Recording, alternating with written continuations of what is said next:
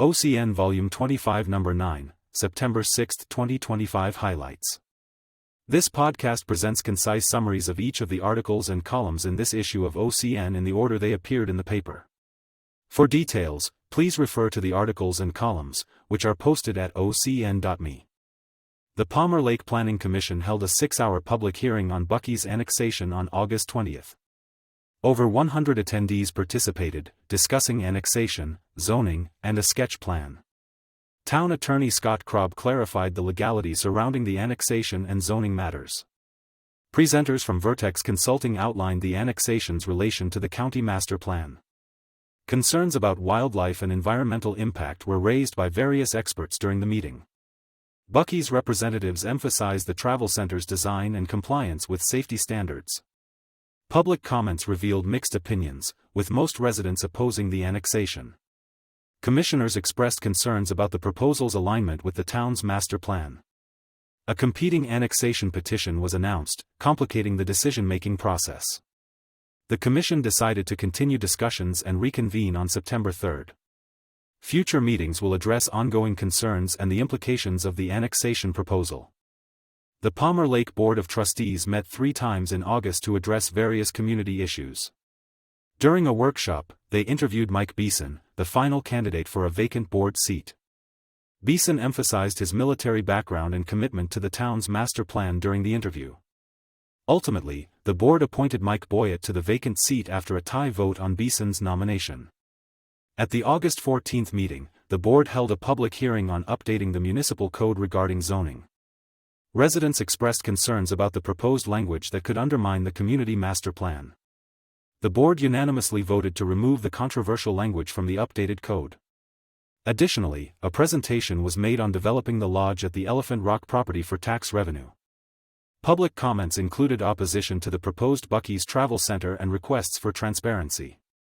The board rescheduled the public hearing on the Buc-ee's annexation to October 2 for further review. Upcoming board meetings are scheduled for September 11 and 25, with details available on the town's website. On August 27, candidates Beth Harris, John Marble, and Roger Mosley participated in a forum at Palmer Lake Elementary, seeking to replace 2 trustees in a potential recall election. Harris highlighted her finance background and passion for the town, while Marble, a college student, focused on the importance of youth engagement. Mosley, a longtime resident, emphasized his experience in managing people and projects, addressing key issues like stormwater drainage, transparency, and online engagement. The upcoming mail-only special election on September 9 will ask voters about recalling trustees Kevin Dreyer and Shauna Ball, as well as their potential replacements and citizen voting on annexations.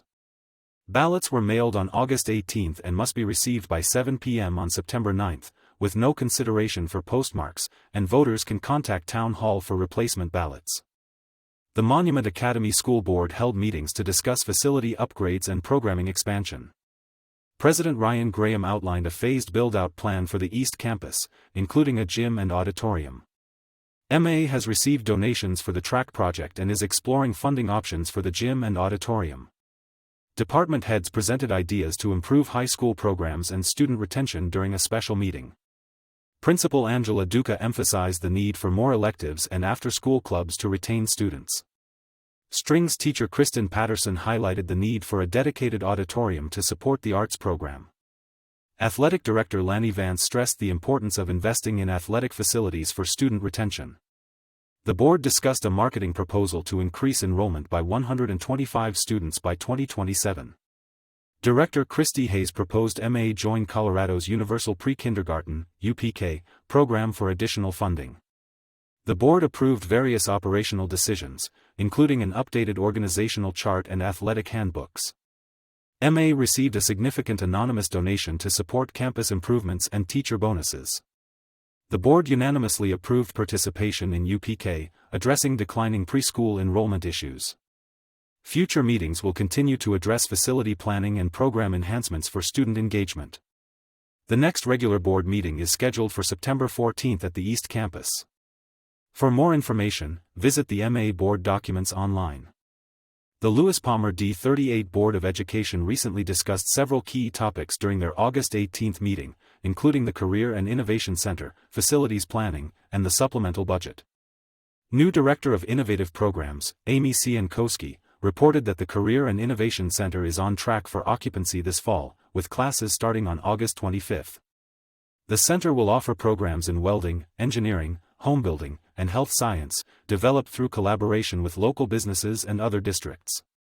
Facilities Director Melissa Andrews highlighted the importance of making all facilities ADA compliant and shared progress on the building's interior through a slideshow presentation.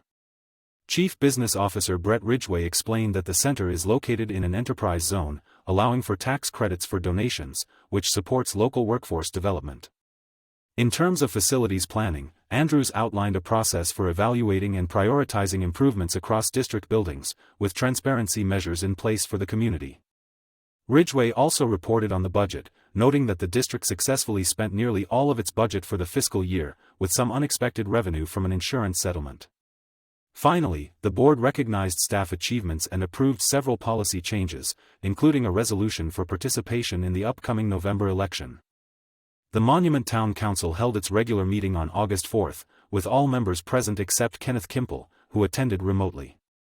During the meeting, newly hired Officer Hailey Leseberg took an oath of office, affirmed by Chief Reagan of the Police Department. Becky Leinweber, Executive Director of the Outdoor Recreational Initiative, presented on the nonprofit's efforts to partner with local officials and land managers in the Pikes Peak region.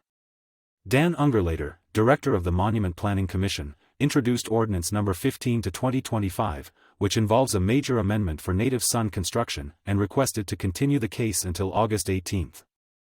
Ordinance No. 16/2025 was also approved, establishing a town engineer position with specific duties and qualifications, to be hired by the town manager. Tom Tharnish, Director of Public Works, presented Resolution No. 49/2025 for repairs to Well No. 7, which was approved by the Council for over $87,000. Additionally, the Council approved the appointment of Valerie Baumer as an alternate member of the Planning Commission, along with 2 resolutions from Human Resources regarding compensation and the evaluation process for the town manager. At the subsequent meeting on August 18, the Council approved a liquor license for a festival, continued discussions on the Native Son construction amendment, and passed several resolutions, including an amendment to an agreement with the Colorado Department of Transportation. In conclusion, the Town Council's meetings focused on community development, infrastructure improvements, and strategic planning, with future meetings scheduled for the first and third Mondays of each month. The Monument Planning Commission met on August 13 to discuss development standards for properties near residential areas, focusing on preserving the town's small-town character. During the meeting, Town Planner Dan Ungerlater introduced Valerie Baumer, a new alternate member, who brings experience in project and risk management from military and government planning. Commissioners raised concerns about the potential impact of commercial developments, such as hotels and drive-thrus, on home values and neighborhood character, emphasizing the need for careful planning. The Commission voted unanimously to pause discussions until staff can refine proposals and gather community input on acceptable development types near homes. Residents are encouraged to stay engaged as the planning process continues, with opportunities for public input available through upcoming comprehensive plan updates. The Tri-Lakes Monument Fire Protection District Board met on August 27 to approve several key measures. They established an interest-bearing public funds money market account to enhance earnings on idle funds. The district celebrated the retirements of Lieutenant Kevin Richmond and Battalion Chief Scott Ridings with special ceremonies. Financial updates revealed the district's revenue and expenses are on track, with significant property tax contributions. Additional repairs were approved for Station 2 to address drainage issues caused by recent renovations. The board also discussed delays in the 2024 audit reports and proposed changes to the 2025 organizational chart. Firefighter/paramedic Derek Thorne was promoted to fill the vacancy left by Richmond's retirement. The next board meeting is scheduled for September 24, with ongoing updates available on their website. During its August meeting, the Woodmoor Water and Sanitation District Board reviewed bids for recoating a water storage tank and voted to award the contract to Gleneagle, which submitted the lowest bid of $336,000. The recoating project is essential as it coincides with the construction of a new concrete water storage tank that will enhance the district's water storage capacity. The board also approved a transition to a new online billing provider, CASL, after concerns about inaccuracies with the previous provider, Express Bill Pay. In financial updates, Treasurer Dana Franzen reported that the district was on track budget-wise, while District Manager Jesse Schaefer provided insights into ongoing projects, including the Loop Water Reuse Initiative and the status of various wells. The next board meeting is scheduled for September 8, and further details can be found on the district's website or by contacting their office. The Donala Water and Sanitation District Board held 2 meetings in August, addressing operational reports and leadership complaints. General Manager Jeff Hodge reported that water sales were at 40% of expected levels due to rainfall, but overall revenue was still exceeding expenditures. Progress on the Loop Water Reuse project was discussed, including negotiations for equipment procurement and a potential public-private partnership for financing. During the special meeting, the board voted to place Hodge on paid administrative leave and initiated an investigation into workplace culture and leadership complaints. The next board meeting is scheduled for September 18, with regular meetings occurring on the third Thursday of each month. At a recent meeting, the Monument Sanitation District Board received an operational report from District Manager Mark Parker regarding the wastewater impact of the proposed Buc-ee's Travel Center. Parker clarified that the travel center is expected to produce about 27,000 gallons of wastewater daily, significantly less than the 67,000 gallons projected from a previously proposed residential development. He explained that the wastewater estimates for residential developments are based on industry standards set by the Colorado Department of Public Health and Environment, which assumes each resident generates 75 gallons of wastewater per day. Parker noted that Buc-ee's is responsible for the costs associated with the development, including funding an engineering study and constructing a lift station that will be owned and operated by Buc-ee's. The next Monument Sanitation District meeting is scheduled for September 17, where further discussions on the travel center and other district matters will take place. At the recent meeting of the El Paso County Regional Loop Water Authority, Board President Jesse Schaefer introduced a discussion on a potential public-private partnership to finance a water reuse project. The board received updates from Rebecca Hutchinson, the workflow manager, and Corbin Frum, who provided a financial report on the loop's budget and expenditures. Schaefer announced that Tallgrass Water expressed interest in financing the loop through a public-private partnership, allowing for exclusive negotiations for 90 days once the design work reaches 30% completion. Hutchinson reported that design work on the water treatment facility and pipelines is on schedule, with plans for discussions with landowners regarding easements and interviews with companies for expanding the Calhoun Reservoir. The next meeting of the loop is set for September 18, where ongoing projects and financial updates will continue to be discussed. During the Triview Metropolitan District meeting on August 21, the board discussed a traffic analysis study, approved eminent domain for road widening, and a new lease for a wireless company. Adam Gomez from Kimley Horn presented findings from the Jackson Creek Parkway traffic analysis, recommending a roundabout and dedicated lanes to improve traffic flow, with an estimated project cost of $4.8 million. The board unanimously approved a resolution to pursue eminent domain for the widening of Blevins Buckle Trail, which will include necessary public infrastructure improvements. A lease agreement with AT&T Wireless for the C-plant tank was also approved, providing the district with $1,800 monthly, increasing annually by 2%. Finally, the board confirmed that construction for the Higbee Road project is set to begin in early September, following the completion of bond arrangements for the $12.6 million project.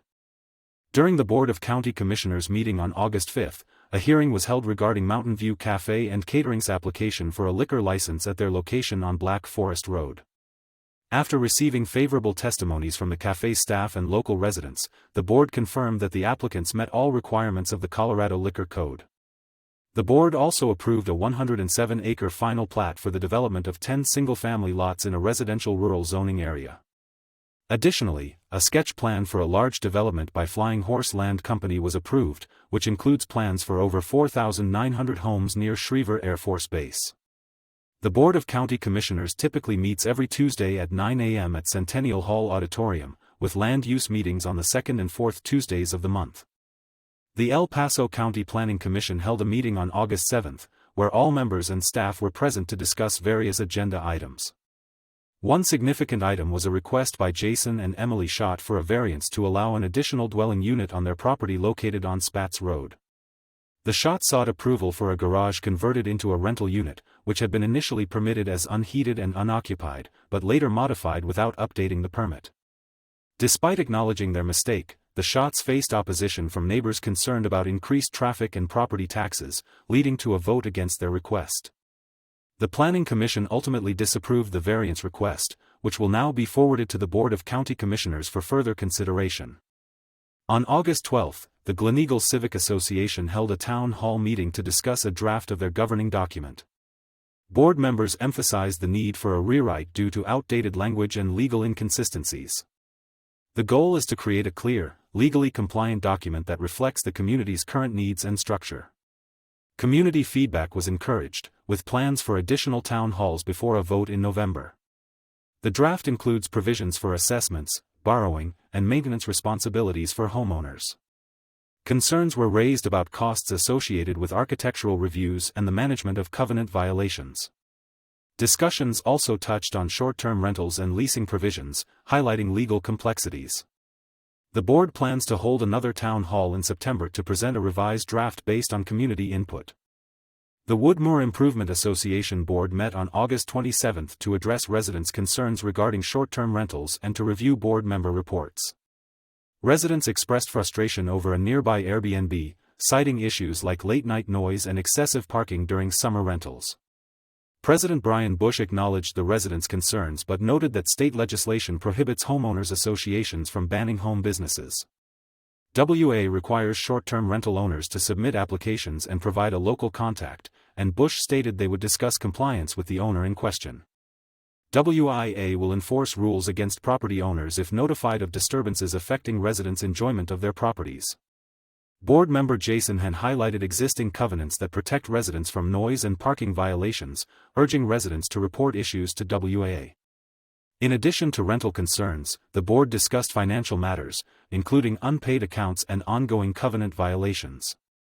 The next WIA board meeting is scheduled for September 24, where residents can continue to voice their concerns and stay informed. Doug Anima expresses the view that the monument mayor and town officials voted to convert Dirty Woman Park from a public space to a private park exclusively for the mayor and his staff on July 4. Dirty Woman Park is the only full-service park in the town, while the other two parks, Limbach and Lavalette, lack essential amenities and are unavailable for public use during the holiday due to a parade. He raises concerns about the city's investment in park facilities, such as grills, if the park is reserved for private use, prompting calls to revert to previous regulations. He suggests that the city should consider developing more full-service parks to enhance community spaces rather than focusing on residential development. He encourages community members to voice their opinions to the town in hopes of influencing the mayor's decision regarding park usage.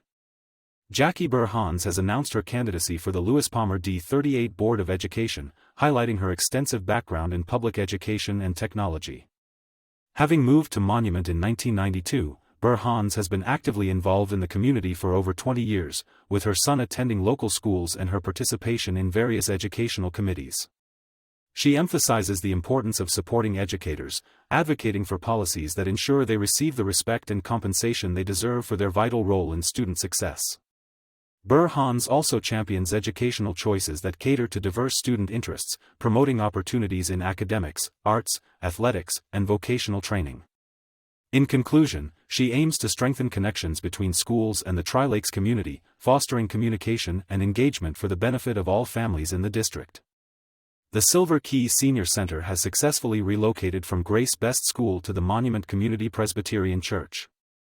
The move involved extensive efforts from a steering committee and numerous volunteers who helped sort items for storage, the church, and Goodwill. John H. Howe shared his experience of making multiple trips to Goodwill, where he received assistance from the staff, particularly Brenda and Lauren. He noted that the new setup at the church is well attended and thoughtfully arranged for the seniors. In conclusion, Howe expressed gratitude to everyone involved in making the transition smooth and painless for the community. Heather Jacobson expresses strong support for Jackie Burr-Hans in her candidacy for the Board of Education, highlighting her dedication and commitment to student success. With years of unbiased reporting in the D38 schools, Jackie combines professional expertise with community involvement, emphasizing collaboration and transparency. In challenging times for education, Jackie is seen as a steady leader focused on academic excellence, fiscal responsibility, and a safe learning environment for all students. Jacobson encourages others to vote for Jackie, noting her ability to engage with diverse perspectives and her potential to unify the board. In conclusion, Jacobson believes that electing Jackie Burr Hans is essential for the benefit of students, teachers, and families in the community. The notion that feral horses help reduce wildfire risk and should inhabit wilderness areas is both misleading and ecologically damaging.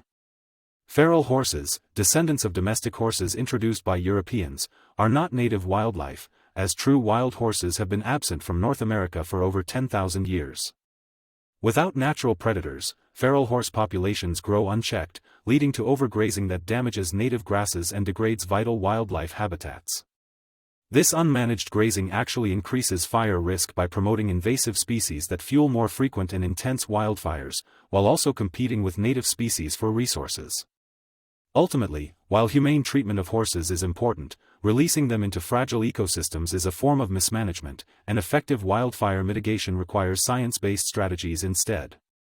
Janet Sellers responded to Nathan Kettner's letter making the following points. Wild horses are considered reintroduced natives, having evolved in North America before going extinct around 10,000 years ago, with modern populations filling an important ecological role. Contrary to concerns, wild horses do not outcompete native wildlife like pronghorns or bighorn sheep. In fact, their presence can benefit ecosystems, as seen in Anza Borrego National Park. Research indicates that livestock, rather than wild horses, are primarily responsible for rangeland damage, as they exist in much higher numbers and have a greater impact on the environment. Wild horses also help prevent overgrazing and reduce wildfire risks by grazing widely, which allows plant life to recover and promotes the growth of native grasses. In areas where prescribed burns and machinery are not permitted, wild horses serve as natural fire managers by consuming flammable vegetation, effectively lowering the risk of wildfires. As the school board election approaches this November, Gabrielle LeCramp expresses strong support for Jackie Burr Hans, a dedicated candidate committed to improving public education. LeCramp highlights Burhan's extensive experience in business, community organizing, and volunteering, emphasizing her deep commitment to the success of students and educators. What distinguishes Burr Hans is her ability to listen and learn from various stakeholders, ensuring that she understands their concerns and seeks balanced solutions. Burr Hans advocates for safe and inclusive schools that promote academic and personal growth, believing every child deserves access to quality education. LeCramp urges voters to support Jackie Burr Hans this November, emphasizing the need for informed and engaged leadership in the school district.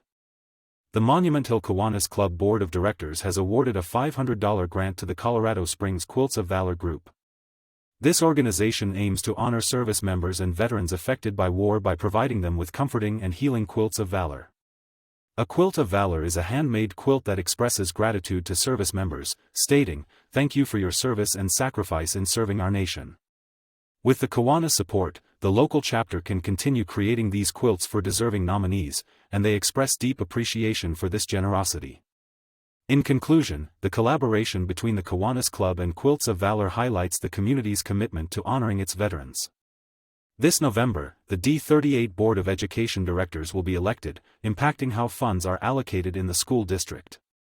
Student safety and the quality of education hinge on the decisions made by these directors, making community involvement crucial. The letter emphasizes that the power to shape children's education lies with the community, highlighting the importance of voting.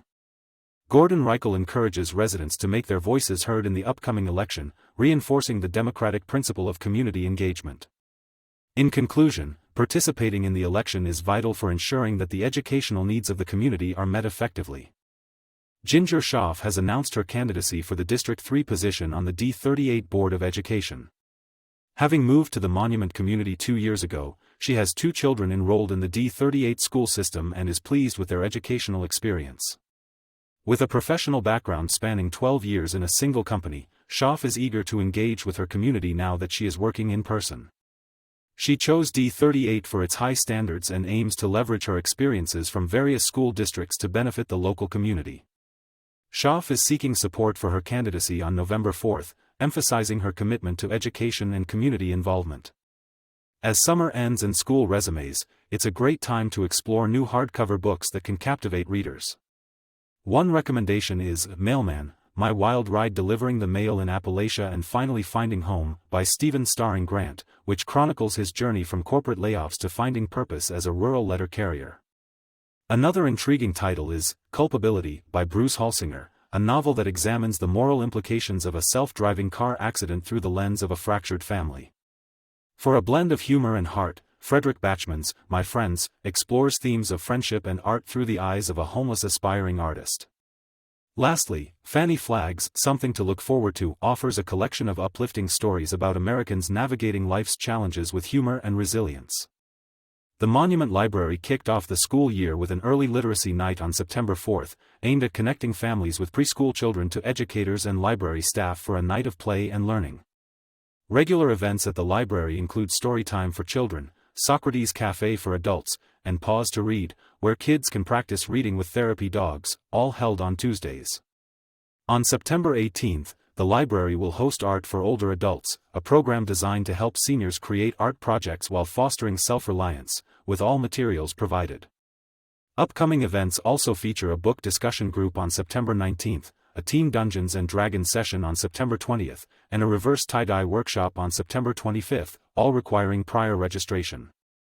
Additionally, the Palmer Lake Library will host a summer concert featuring musician Ricky Sweam on September 12th, welcoming everyone to enjoy the performance outdoors. Tim Watkins was tragically shot and killed while mountain biking on September 15, 2017, in a beloved area near Mount Hermon and Limbaugh Canyon. To honor his memory, the annual Ride for Tim Memorial will take place on September 13th, starting at 1 p.m. at the Tim Watkins Memorial in Palmer Lake. Participants are invited to gather at 300 Days of Shine in Monument at 3 p.m. to share memories of Watkins, a respected figure in the mountain biking community.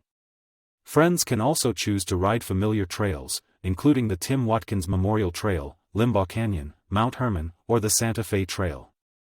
El Paso County Sheriff's Office investigator Jennifer Buchholz will be present to gather any information that may help solve Watkins' unsolved murder, encouraging community input at the event. Forest living relies on the natural soil that has developed over millions of years, and it's essential to care for these ecosystems. To create a garden bed for growing food, one can prepare kitchen-made soil using methods like composting in barrels or boxes.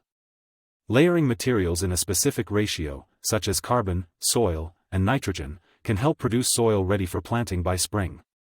Additionally, blue spruce resin can be harvested and chewed as a natural gum, but caution is advised for those with dental work due to its sticky nature. Overall, understanding the benefits and risks of using natural resources like spruce resin can enhance our connection to the environment.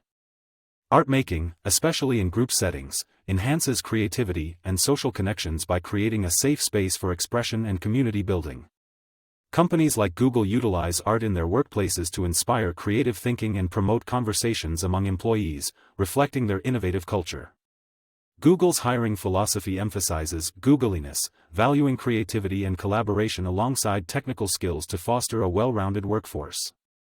Drawing not only improves observational skills but also enhances memory encoding by creating context-rich representations in the brain, essential for creative visualization.